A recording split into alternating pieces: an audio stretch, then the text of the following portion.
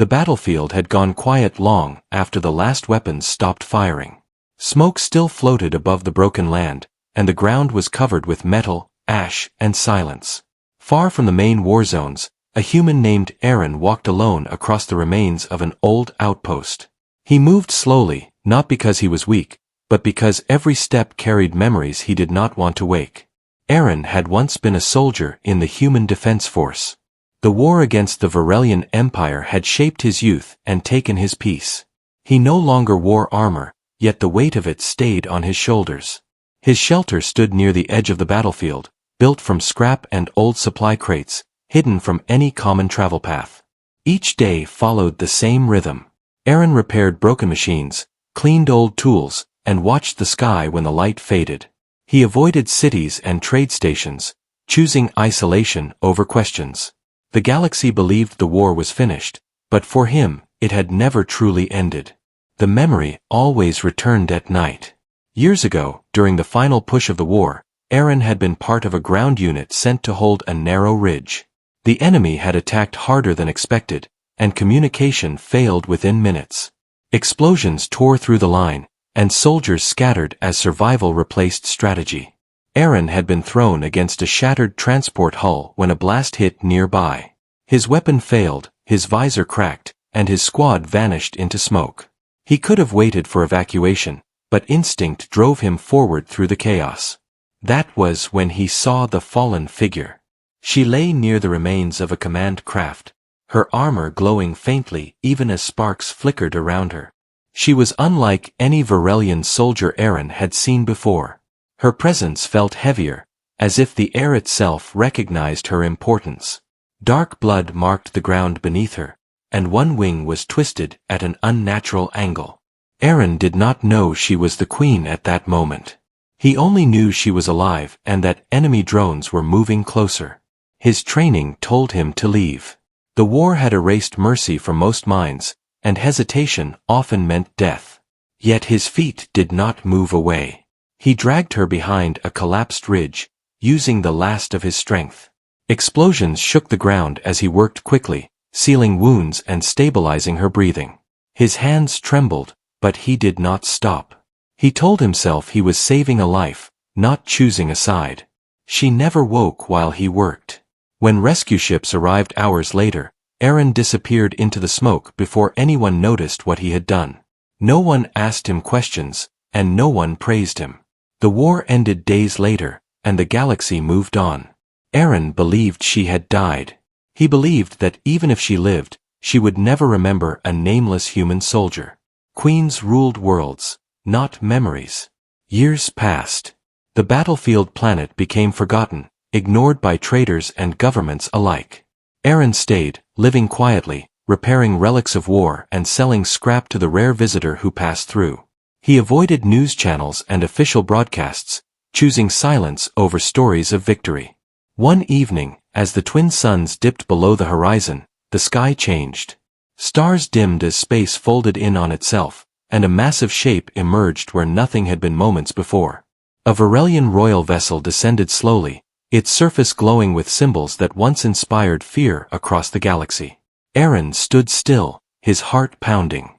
Smaller craft followed, landing in a wide circle around his shelter. The air felt heavy, charged with purpose. The ramp of the main vessel lowered, and light spilled across the ground. She stepped forward. The alien queen looked different from the wounded figure Aaron remembered, yet unmistakably the same. Her armor was whole and refined, marked with symbols of peace rather than conquest. Her wings spread behind her, strong and graceful, catching the fading light. Her eyes found him instantly. Varelian guards raised their weapons, but she lifted her hand, and they froze in place. She walked toward Aaron without hesitation, her steps calm and deliberate. Each step closed the distance between past and present. Aaron felt the weight of years press down on him.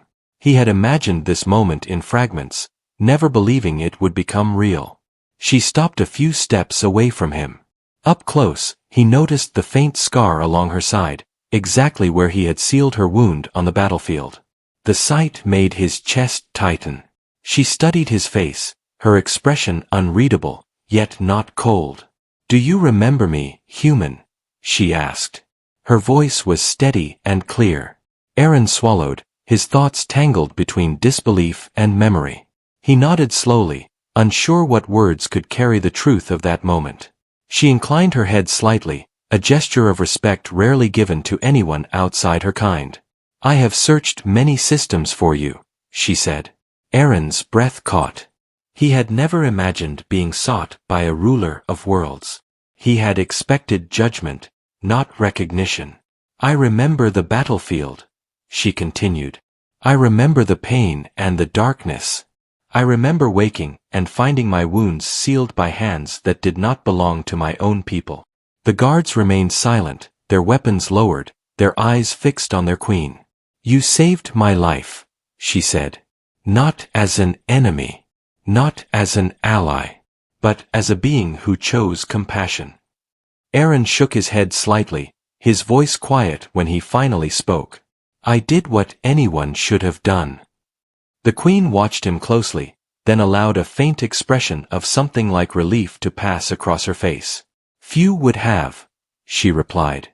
The wind moved across the battlefield, stirring dust and old memories. Aaron realized that whatever quiet life he had built here was ending. "I have not come to bring war," the queen said. "I have come to repay a debt."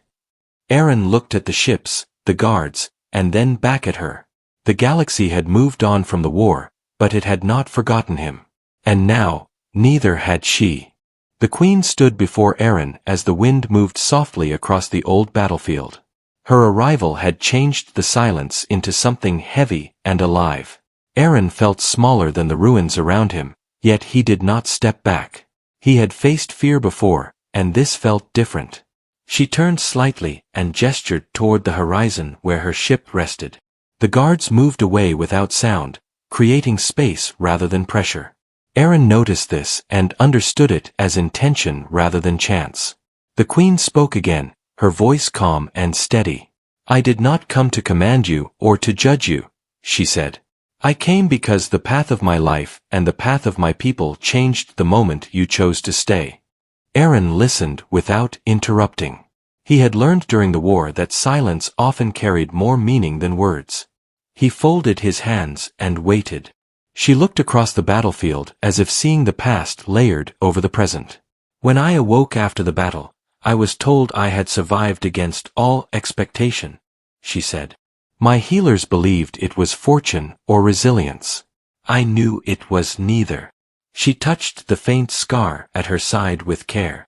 "This wound should have ended my reign," she said. "Instead, it became the beginning of something else." After the war ended, the queen returned to her people.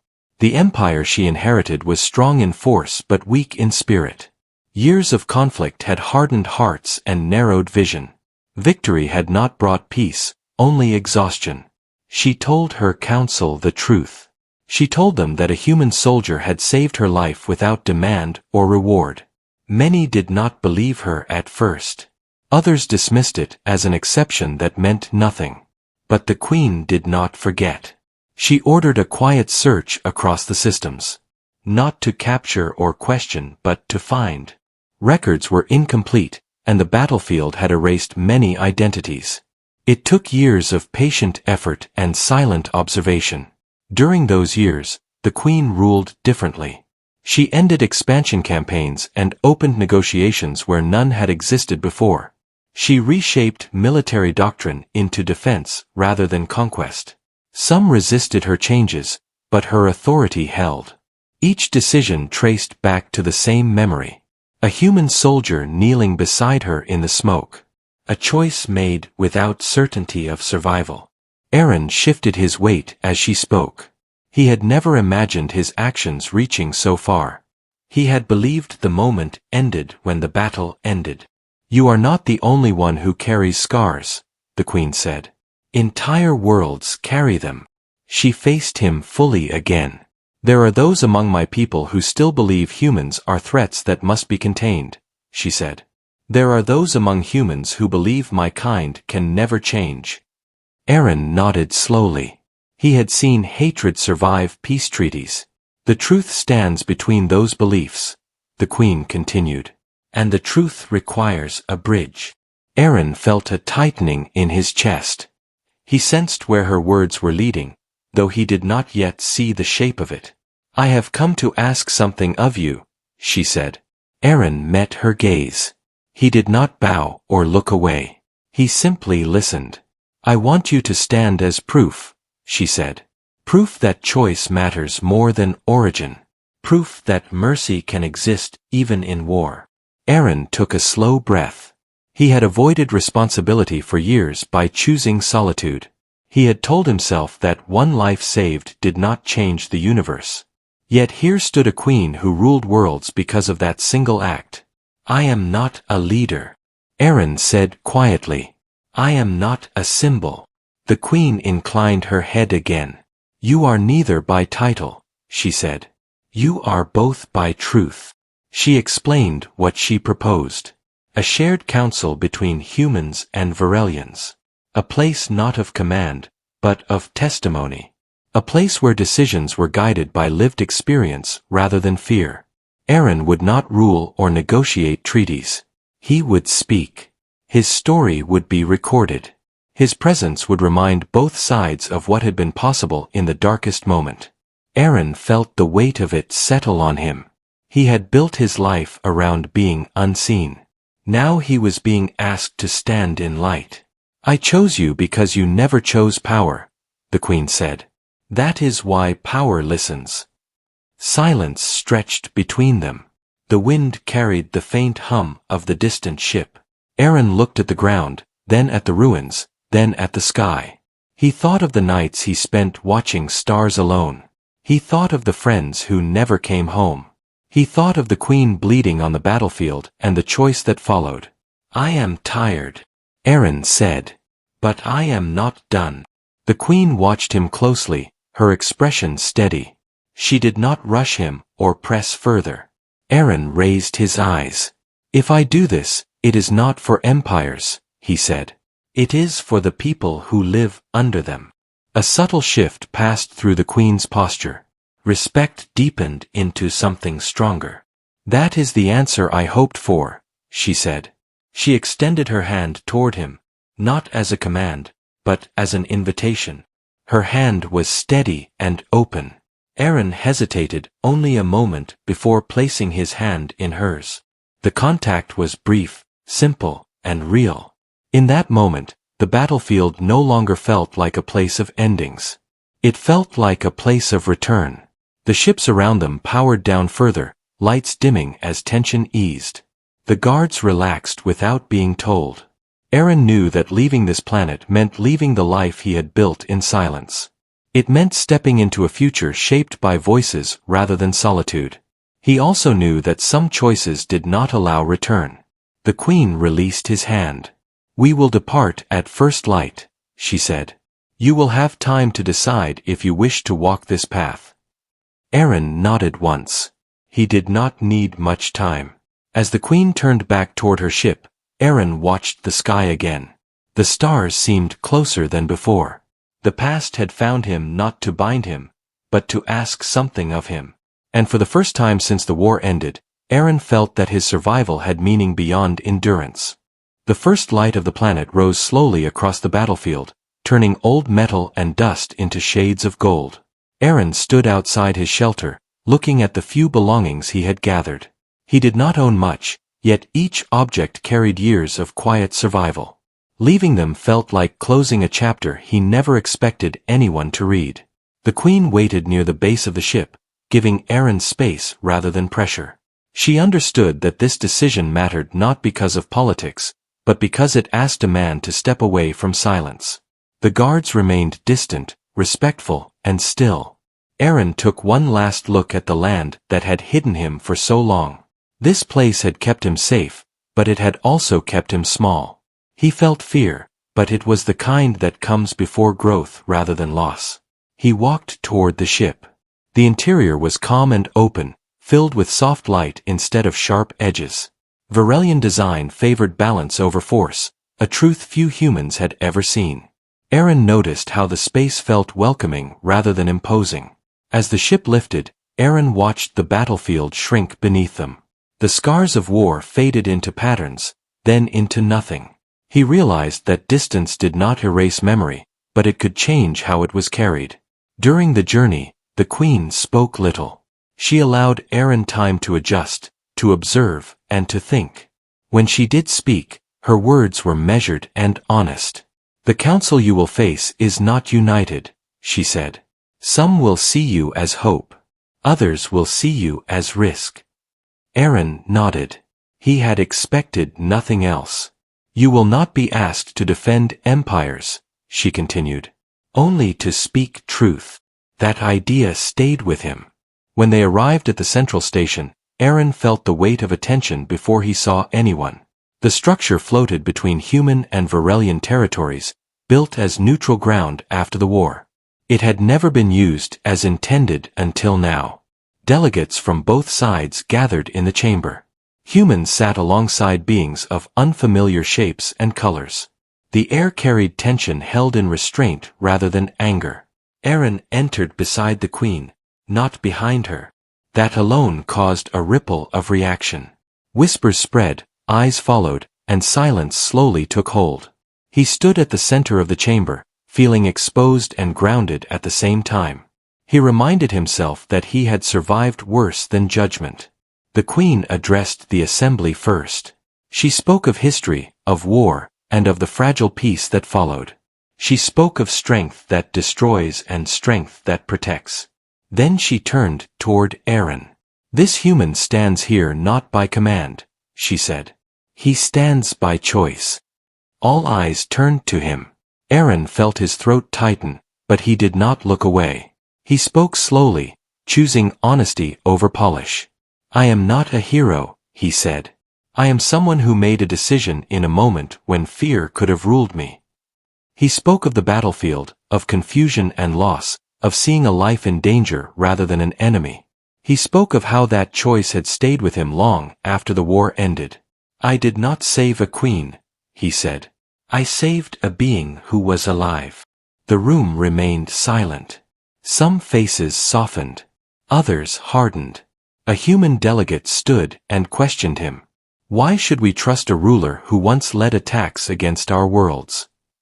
Aaron did not rush his answer. "Trust does not come from forgetting," he said. "It comes from choosing differently after remembering." A Varelian voice followed. "Why should we trust a human soldier?" Aaron met that gaze as well. "Because I am no longer a soldier," he said. "And because I stand here without weapons." The exchange continued, challenging and honest. Aaron did not argue policy or strategy. He spoke only of experience. Of what war took. Of what mercy returned. As hours passed, tension shifted into reflection. The Queen watched closely, offering no interference. This was Aaron's space to hold. When the session ended, no treaties were signed. No declarations were made. Yet something had changed. Conversations continued where silence once lived. Later, alone in a quiet observation hall, Aaron looked out at the stars. He felt drained, but not empty. He felt the weight of responsibility, but also clarity. The Queen joined him without announcement. "You held your ground," she said. "I only spoke." Aaron replied. She nodded. "That is enough to begin." She explained that some would resist this path. That there would be challenges ahead, moments of doubt and pressure. She did not promise ease. "I do not expect perfection," she said. "I expect presence." Aaron understood. That night, as he rested aboard the station, he dreamed not of war, but of crossroads. Paths meeting rather than colliding. He woke knowing that part of his journey was still ahead. The galaxy had listened. Now it would respond. The days following the council meeting moved with careful tension. Messages traveled between systems, carrying reactions both hopeful and fearful. Some leaders praised the gathering as a turning point, while others warned that old wounds do not heal through words alone. Aaron felt the weight of attention grow heavier with each passing hour. He spent time walking the neutral station, observing humans and Varelians sharing space without conflict. Small moments stood out to him. A shared glance. A cautious greeting. A conversation that did not end in anger. These moments felt fragile, yet real. The Queen remained present but distant, allowing Aaron to find his own footing. She knew that leadership born from command fades, while leadership born from trust endures. Then the challenge arrived. A human border colony reported a violent incident blamed on Varelian forces. Panic spread quickly, and calls for retaliation grew loud. At the same time, Varelian commanders reported sabotage traced back to human extremists. The fragile peace began to strain. The council was summoned again. Aaron stood in the chamber once more, but this time the air felt sharper. Voices rose quickly, fear feeding old instincts. Accusations flew across the room, each side pointing to history as proof of intent. Aaron listened. He felt the pull to step back, to let leaders argue as they always had. He was tired, and the burden felt unfair. One man could not carry the weight of two civilizations. Then he remembered the battlefield. He stepped forward. "You are all afraid," Aaron said calmly. "And fear makes us reach for the past instead of the truth." Silence followed, uneasy but attentive. "Someone wants us divided," he continued. "Because division is easier to control than trust." He proposed an investigation led jointly by humans and Varelians. Not soldiers. Not politicians. Witnesses and healers. People trained to observe rather than conquer. Some rejected the idea immediately. Others hesitated. The Queen rose beside him. "This council was formed because we believed change was possible," she said. "If we abandon that belief at the first test, then we never truly left the war behind." Her words carried weight, but it was Aaron's presence that anchored them. After hours of debate, agreement was reached. A joint mission would proceed. Aaron volunteered to go. The decision shocked many. He was not trained for diplomacy in dangerous spaces. He held no authority beyond trust. "That is why you must go," the Queen said quietly when they spoke alone. "You remind them of what is at stake." The mission traveled to the border colony. Aaron walked among damaged buildings and frightened people. He listened more than he spoke. He observed patterns others missed. The truth emerged slowly. The violence had been staged by a group that feared peace. They believed conflict gave them purpose. They had used stolen technology to provoke both sides. When the truth was revealed publicly, anger shifted direction. Not toward each other, but toward the cycle that had fed war for so long. Aaron stood before colonists and Varelians alike. "You were taught to hate what you do not know," he said. "But hatred was never your choice.